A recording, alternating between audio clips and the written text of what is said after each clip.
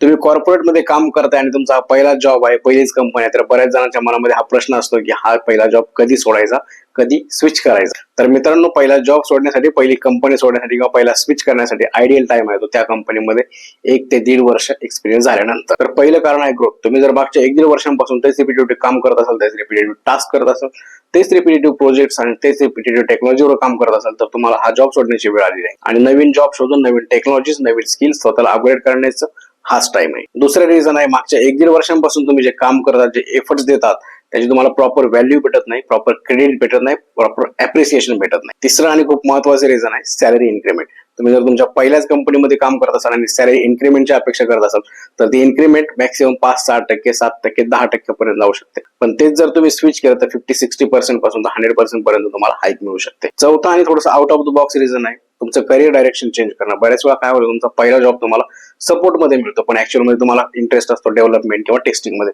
यावेळी तुम्ही तुमचा जॉब हा 1 वर्षाच्या आसपास सोडू शकता. या 4 रिझन बरोबर एक बोनस टिप पण आहे. तुम्ही तुमचा जॉब सोडण्या अगोदर हे चेक करा की तुम्ही फायनान्शियल स्टेबल आहात का, आणि दुसरी ऑफर तुमच्याजवळ आहे का. दुसरी ऑफर जर तुमच्याकडे नसेल तर जॉब सोडण्याचा विचारही करू नका. अगोदर प्लॅन करा, स्किल इम्प्रूव्हमेंट करा, ऑफर मिळवा आणि त्यानंतर पुढची स्टेप घ्या. हा व्हिडिओ जर तुम्हाला युजफुल वाटला असेल तर लाईक करा. तुमचे काही डाऊट्स असतील तर कमेंट करून विचारा. बऱ्याच दिवसांपासून रेजिग्नेशनचा विचार करत असलेला पण एकाच कंपनीमध्ये अडकलेला तुमच्या मित्रांना व्हिडिओ नक्की शेअर करा आणि फॉलो करायला विसरू नका.